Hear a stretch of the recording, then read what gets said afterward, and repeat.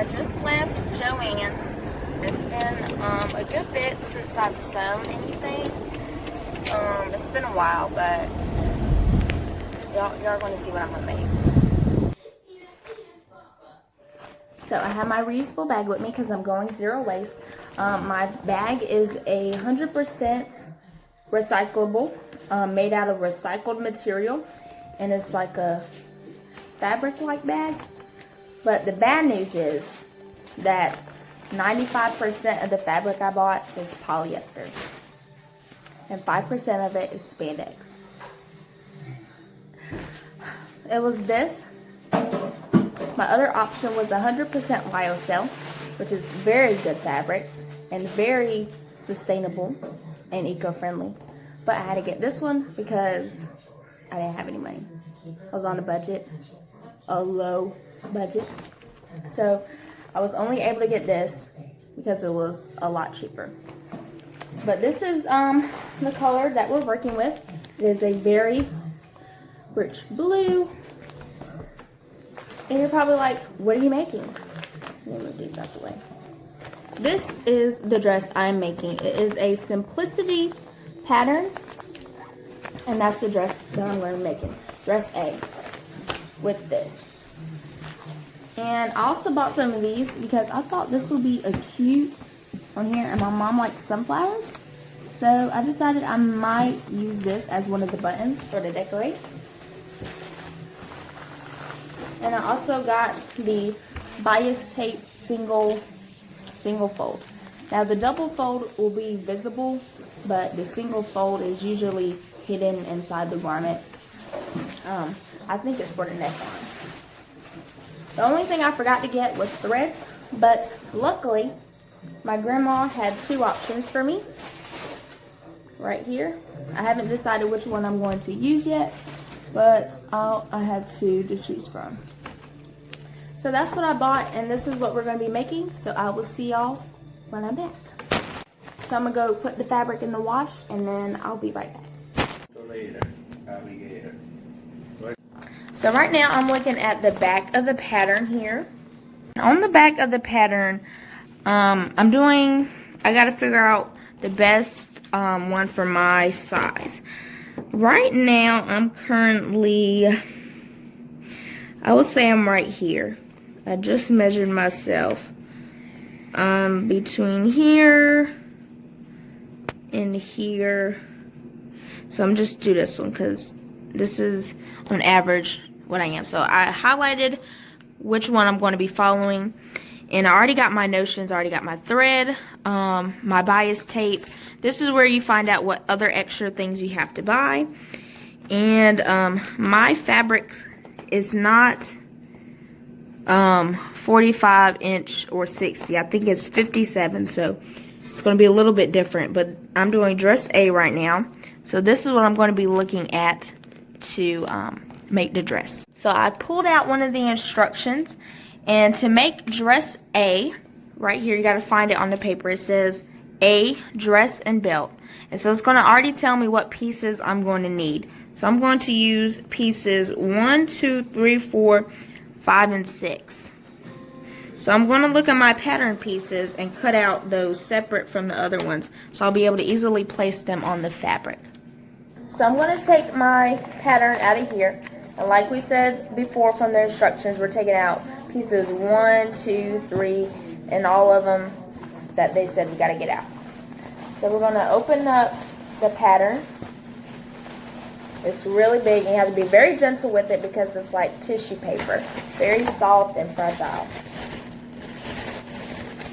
And when you cut out the actual pattern just to get out the pieces, it doesn't matter what scissors you use as long as they're not dull. But when you cut out your fabric, make sure you're using fabric shears. So I'm trying to unfold the pattern, and it's not even fully unfolded, and it's taken up the whole table already. Ugh.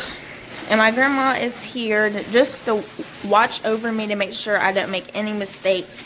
This will be my, 4th, 5th time sewing.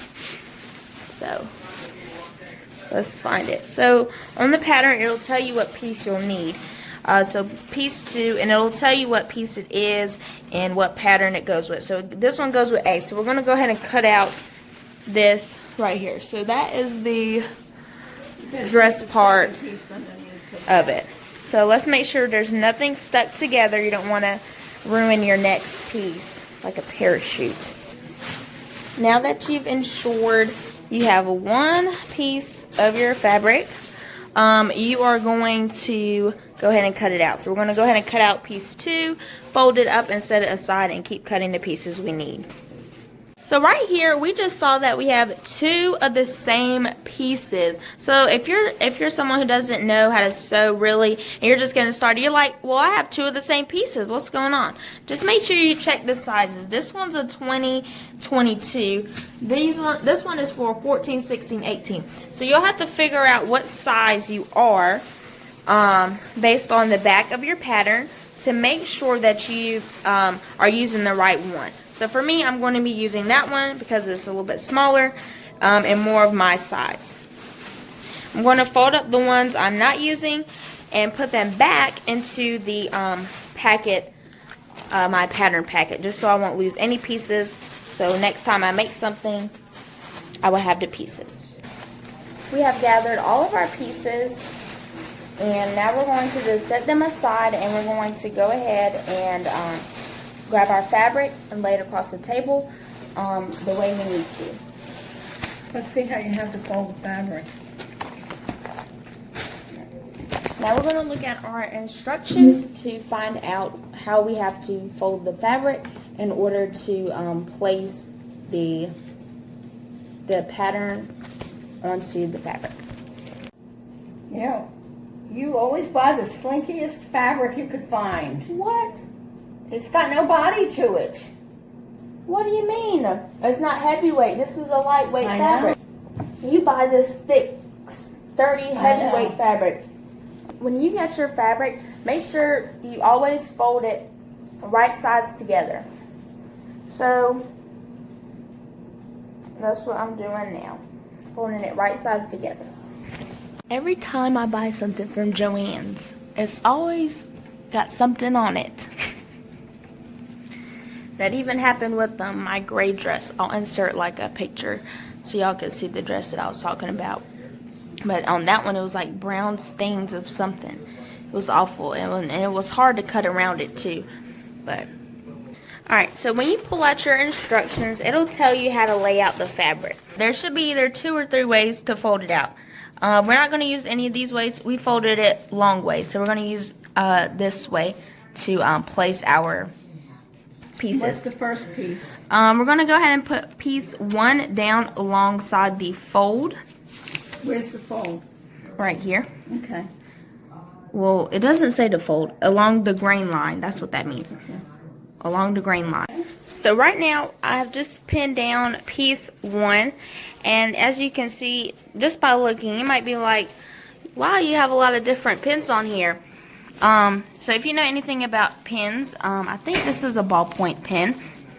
And this one is a T-pin. And you're like, well, does it matter what pins you use?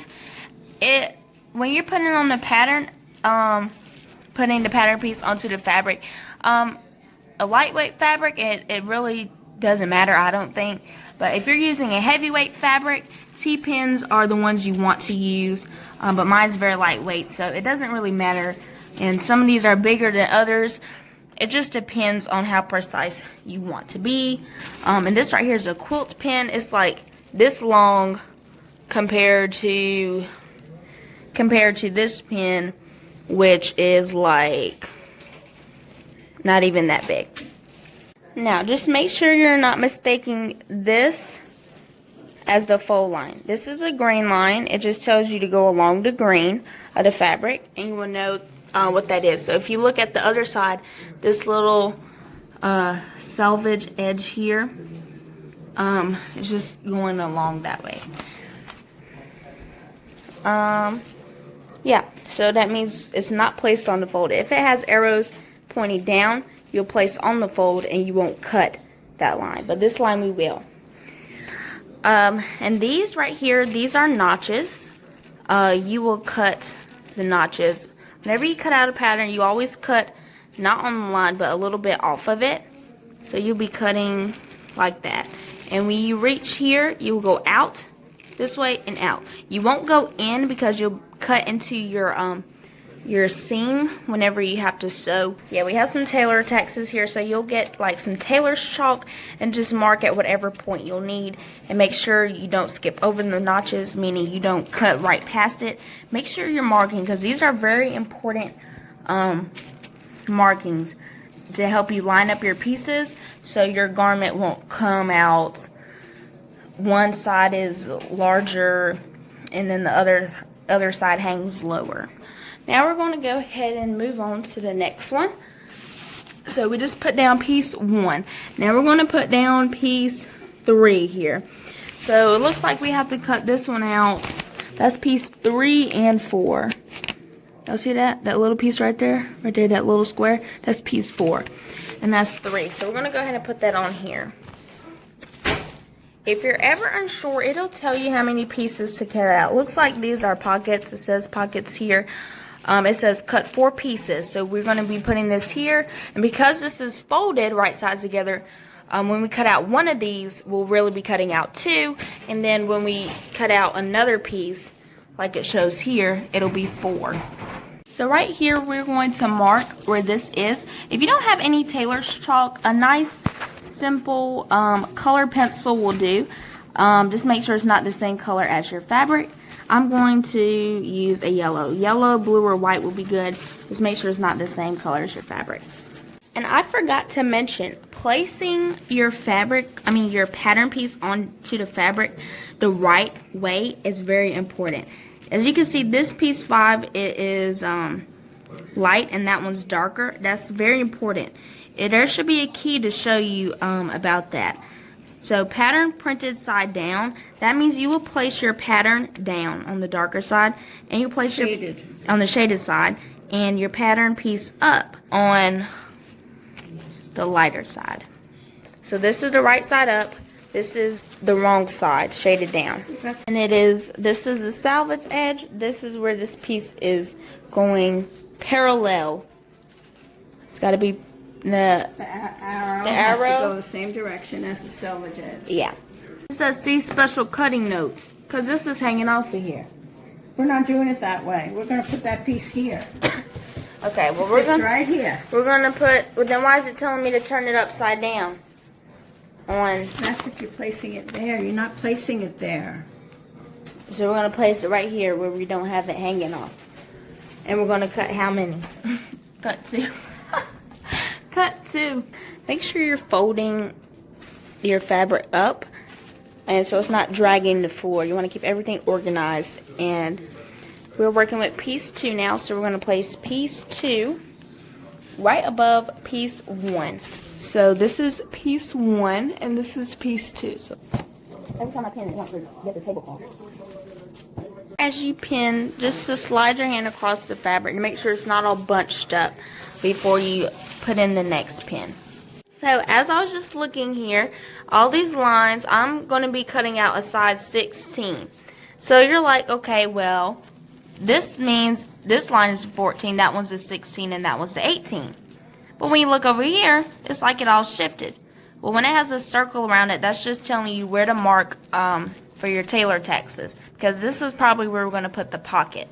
So that's where you will mark. My 16 I'll mark here, but I'll still be cutting on this line.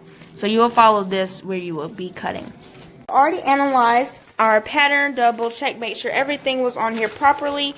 And we did this a different way because my grandma's an expert, so we're just going to cut it 2 pieces here instead of hanging off the edge there. So there's no need to see special cutting notes. But we're going to pick our shears and not dull scissors to cut our fabric. Next time I'll bring my other camera stand so y'all can see what's going on. So we're going to... You have any other shears? That's the newest one I have. You just don't go all the way down to the end. Okay.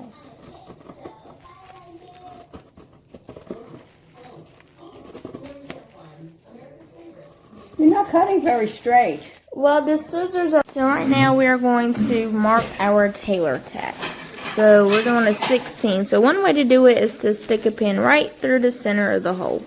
So when you flip it over, the pin pops up, and you take your tailor's chalk or your color pencil if you don't have tailor's chalk, and you mark right where that pin is. So you're just going to do like this. And then you have a small little dot.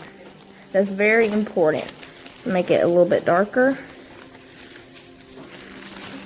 You're going to do that on the back side as well as the front side. So I'm going to go ahead and take this pin out.